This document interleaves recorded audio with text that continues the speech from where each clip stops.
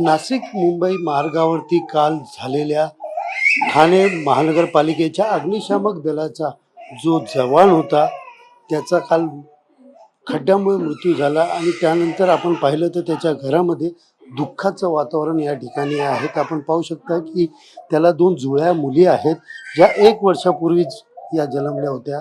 विशेषतः पाहायला गेलं तर तो ज्या पद्धतीने आपल्या घराचा गाडा एकटा खेचत होता, त्याचा भाऊ आणि तो म्हणजे वडिलांच्या निधनानंतर भाऊ आणि तो हे दोघेच मिळून घराचे आधार होते. मात्र त्यात पाहिलं गेलं तर भाऊ हा खाजगी कंपनीत कामात असल्याने पूर्ण जबाबदारी जी होती ती विकासवरतीच होती. सध्या पाहिलं तर दोन्ही जुळ्या मुली आहेत आणि आपल्या घराचा आधार गेल्यानंतर ते आपण पाहू शकतो की त्याची आई आणि त्याची पत्नी यांचे ज्या पद्धतीने व्यथा मांडतायत ते काय नेमकं त्यांच्या भावना आहेत हे जाणून घेण्यासाठी त्यांची पत्नीच आपल्या सोबत आहेत. ताई, काय सांगाल, कालचा जो अपघात घडला त्या अपघातानंतर आज देखील तुम्ही काही तक्रार दाखल करायला गेलेली आहे, त्या ठिकाणी काय झालं आणि पहिली भावना काय आहे तुमची, कारण 2 जुळ्या मुली आहेत तुम्हाला? जुळ्या मुलींसाठी शासनाने अजून काही मनावर घेतले नाही. म्हणजे मुलींच्या भविष्यासाठी शासनाने काहीतरी आम्हाला मदत करावी. त्यांच्या भविष्याचा प्रश्न आहे, त्यांच्या भविष्यासाठी काहीतरी सोय करावी. घराचा आसरा तो एकटा होता, कशा पद्धतीने त्याचा नेचर होता? आतापर्यंत लग्न होऊन एवढी वर्ष झालीत, किती वर्ष झाले आणि कशा पद्धतीने तो संसार मांडायचा? लग्नाला 2 वर्ष झाली. घरात सगळं सामान आणायचं, पोरींची पावडर, दूध पावडर लागायची, ते सगळं सुख सुविधा आम्हाला पुरवल्या. मला ते केल्यानंतर या 2 मुलींचं सगळं माझ्यावर पडलंय आणि या 2 मुली मी कशा काय वाढू, त्यामुळे प्रशासनाने काहीतरी कारवाई करावी. माझ्या 2 मुलींच्या भविष्यासाठी काहीतरी मदत करावी. दुसरीकडे आपण पाहिलं की देशासाठी काहीतरी करायचं त्याचं स्वप्न होतं, कशा पद्धतीने तो त्या ठिकाणी गेलेला आणि सध्या काय परिस्थिती, काय स्वप्न होतं ते दुसऱ्यांचा जीव वाचवण्याचे दिवस रात्र जायचे, पण जेव्हा त्यांच्या जीव वाचवण्याची वेळ आली त्या खड्ड्याने त्यांचा जीव घेतला. प्रशासनाने ते सगळं असं दुसऱ्या कोणाच्या बाबतीत नाही घडावं. काय सांगाल की त्या ठेकेदारावरती किंवा अधिकाऱ्यावरती गुन्हा दाखल व्हावा अशी तुमची मागणी आहे?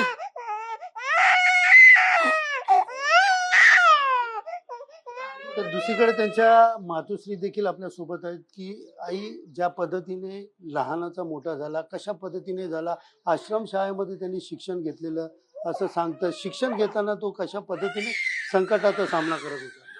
गोरी म्हणजे असं गरीबातून सगळा करायचा, शाळेत कॉलेज करायचा, पैसे बचत करायचा, 2 पैसे बचत करायचा. तो आला पूर्वाचा काय प्यायचा नसतं, पण त्यांनी शिक्षण घेतला. तो बोलतो माझ्या बाबासाठी मी शिक्षण घेईन, देशासाठी मी जाईन. त्याची इच्छा होती, म्हणजे त्याला बॉर्डरवर जायची पण इच्छा होती त्याची पक्की, पण तेवढी त्याचा याने भेटला ना, शिक्षण झाला. तर त्या देशासाठी तो पक्का जायचा, देशासाठी त्याची पक्की हाऊस होती. एक त्याला क्रिकेटचा छंद पण होता, देशासाठी जाम लढायची त्याची इच्छा होती. पण त्याला आर्मीमध्ये जाताना आला, एवढं स्वप्न नाही तर त्याने पक्का पाहिला होता, तो पूर्ण नाही झाला. आई माझ्या ना देशासाठी मला पक्का जायचे का आर्मीमध्ये, पण ते पद आता नाही आला त्याला. तरी पण बोलतो आई मी सेवा करतो, आता लोकांची सेवाच करतो, लोकांना काढतो. त्यांना गाडीतून बुरलेली, पाण्यातून गडलेली काढतो, त्यांना बिल्डिंग त्यातला काढतो, जीवात धोक्यात टाकून तो काराला जायचा देशासाठी. कोणाला वाटायला भेटला असा गाड्यात तर कोणाचा अपघात झाला तरी तो मदत करता, पण त्याच्या मदतीला कोणी नाही गाड्या थांबवल्या. खड्ड्याने माझ्या पोराचा अपघात केला, त्या खड्ड्यात गाडी आदळली, माझ्या पोराला घेऊन गेला. तो देशासाठी लय जणाला तयार होता. आर्मी मध्ये त्याची इच्छा राहिली, क्रिकेट मध्ये त्याची इच्छा राहिली. कुठं वाटेला कोणता ऍक्सिडेंट झाला का लगेच तो तयार व्हायचा त्यांना मदतीला, पण त्याच्या मदतीसाठी कोणी गाड्या थांबवल्या नाही. पुरा गाड्या नेल्या पण त्या माग कोणी फिरवल्या नाही. पोरमजा तरपारून तिथं आड्ड म्हणा वाचवा नाही वाचवला त्याला कोणी. त्या खड्ड्याने माझ्या पोराचा जीव घेतला, पण शासनाने दखल घ्यावा ना, त्या 2 पोरीसाठी काहीतरी द्यावा, मदत द्यावा त्यासाठी. आम्ही तर का आता तो राहिला नाही, त्याच्याच आता आमचा योग कुटुंब आता तोच ज्याला तर आमचा काय होईल बघा ना तुम्ही. दादांचं निधन झालेलं त्याच्यानंतर पुन्हा घराची जबाबदारी तुमच्या मुलावरती झालेली, कशा प्रकारे तो घरांबरोबर सगळ्यांबरोबर राहायचा आणि जबाबदारी आपली व्यवस्थित पूर्ण पाडायचा? महाराजचं द्यायचं म्हणजे मला जीवाचा मान करून तो कष्ट करायचा, पण आमच्यासाठी द्यायचं, त्याच्या बायका पोरांसाठी, आमच्यासाठी, आईसाठी.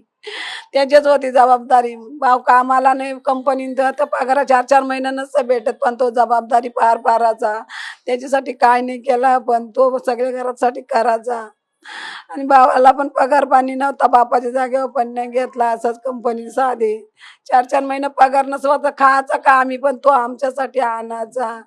आता तोच ज्याला निघून तर आम्ही कसं काय हे घरदार चालवायचा, पोरी कशा जबाबदारीने घ्यायची, शासनाने मदत करावी पोरींसाठी. आता ते असा कुठला एक प्रसंग आठवतो तुम्हाला की जो लहानापासून मोठा होईपर्यंत कधीतरी असं काही बोललं तर अचानक त्याचा चेहरा तुमच्या डोळ्यासमोर येतो?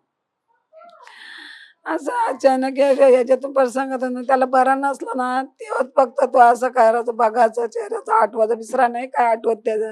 बाकी सगळं गुण आठवतात त्याचं. तो सगळ्यांसाठी चांगला होता, माझ्या देशासाठी पण तो प्राण गमवायला तयार होता.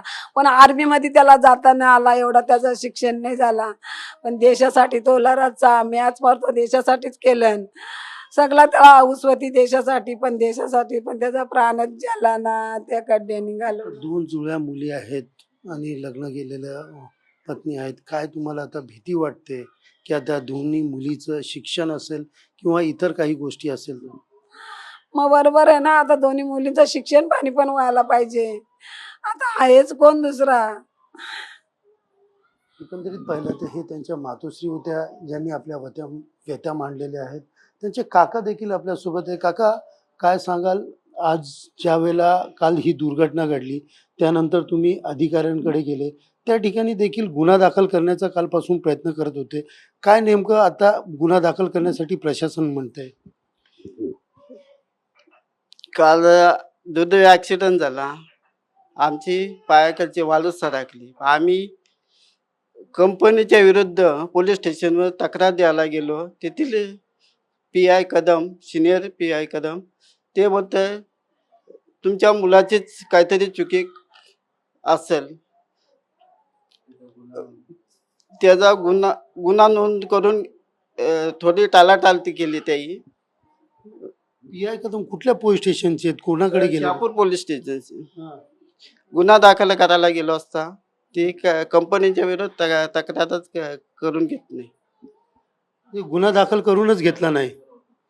एकंदरीत पाहिलं तर कालपासून तुम्ही प्रयत्न करत होते, तर कोणावरतीच गुन्हा दाखल केला नाही आणि हा पडला याची चुकी सांगितली. याची ते म्हणतात का त्या मुलाची चुकी असेल. आता मुलाची चुकी, एवढा मोठा खड्डा होता, यांना त्या दिवशी धो पाऊस पडत होता, पूर्ण खड्डा पाण्याने भरलेला असल्यामुळे काय दिसणार आहे. जिथं तिथं जावा तिथं खड्ड्याच आहेत रस्त्याला, काय ना एक तर मुंबई हवे, काय दिसणार आहे खड्डा ते. एकंदरीत त्यांचे बंधू देखील आपल्यासोबत आहेत. दादा, काल तू बोलण्याच्या परिस्थितीत नव्हता, पण आज ज्या पद्धतीने आपल्या भावाला कुठेतरी न्याय मिळावा यासाठी आता तुझे घरचे पोलीस स्थानकात जातात, ते तिकडे नेमकं काय परिस्थिती आहे, पोलिसांकडनं काय म्हणतात आणि आता तुझं काय म्हणणं आहे? जसं आम्ही सकाळी 8:30 वाजता शहापूरला गेलो पोलीस स्टेशनला, तर पोलिसही आमचा गुन्हा नोंद न करता ठेकेदारावर गुन्हा नोंद करायचा होता, तर फक्त मृतावर गुन्हा घोषित करू आम्ही. म्हणजे पोलीस जवानाच्या बाजून बोलायला पाहिजे का ठेकेदाराच्या बाजून बोलायला पाहिजे? हा सरकार जवानांसाठी आहे का ठेकेदारांना वाचवण्यासाठी येते सरकार? एवढा मोठा जवान जो इल्शरगड सारख्या गडावर गोरगरिबांना वाचवण्यासाठी गेला, बदलापूर सारख्या महापुरामध्ये तो वाचवायला गेला लोकांना, त्याला वाचवण्यासाठी एक शहापूर मधून अँब्युलन्स आली नाही. 2 मिनिटाच्या रस्त्यावर अँब्युलन्स असताना पण त्याला वाचवण्यासाठी अँब्युलन्स नाही. ते अँब्युलन्स वाला बोलतात आती खर्डीला आहे, कोण बोलतंय आसनगावला आहे, मग त्याला 2 मिनिटात शहापूरहून एक अँब्युलन्स भेटू शकत नाही. काय या सरकारचा ना या राजकीय लोकांचा दबाव, गोरगरिबाचं जीवन म्हणजे नथिंग झालंय. त्यांना लोक मेले, त्यांना काहीच फरक नाही. ठेकेदार वाचले पाहिजेत, यांना दुसरं काहीच नाही करायला पाहिजे.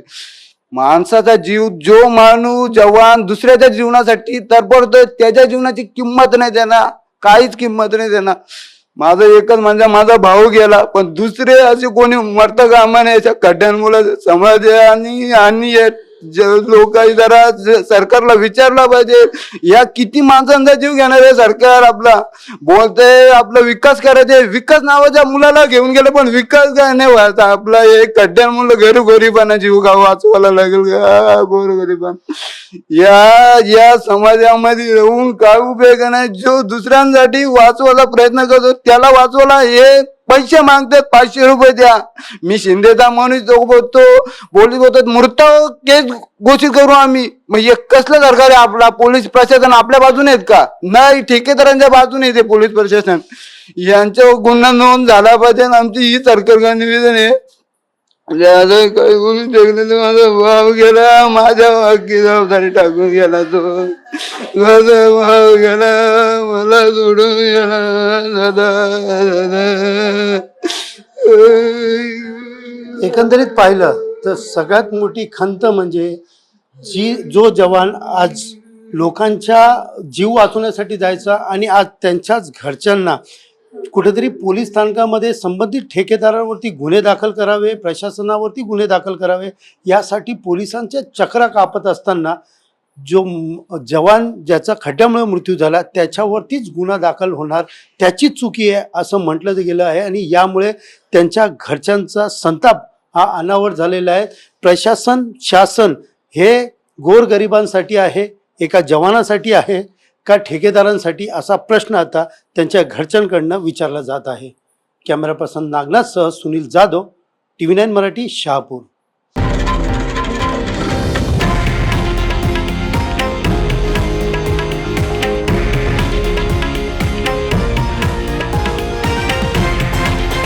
हे आहे देशातील नंबर 1 न्यूज नेटवर्क आणि आपण पाहत आहात TV9 मराठी, एकमेव.